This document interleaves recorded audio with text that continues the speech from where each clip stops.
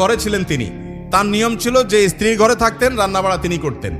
অন্য স্ত্রী এক বাটি খাবার দিয়ে একটা কাজের মেয়েকে পাঠাইছেন, খাদ্দামাকে, কৃতদাসীকে পাঠিয়েছেন এক বাটি খাবার দিয়ে, তরকারি দিয়ে ধরেন।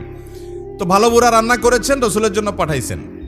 আয়েশা রাদিয়াল্লাহু তাআলা আনহা দরজা খুলে দেখলেন যে কাজের মেয়ে তরকারি নিয়ে আসছে আরেক স্ত্রীর ঘর থেকে। এই টাইমে যে কোনো মানুষই, যে কোনো মহিলারই মাথা গরম হওয়ার কথা। আমার বাসায় আজকে উনি থাকবে, আমি যা খাওয়াবো, তুমি আবার ওখান থেকে এক বাটি দিয়ে ভালো হওয়ার চেষ্টা করতেছ। উনি বাটিটা ধরে ছুঁড়ে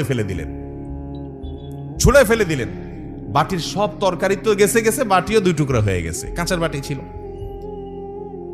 এই দৃশ্য নবী করিম সাল্লাল্লাহু আলাইহি ওয়াসাল্লাম দেখার পর উনি বাইরে হয়ে আসলেন, যা উঠান থেকে নিজের হাতে সে ভাঙা বাটিটা নিয়ে আসলেন। আনার পর একই শেপের, একই ধরনের আরেকটা বাটি এই ঘরেও ছিল আসলে।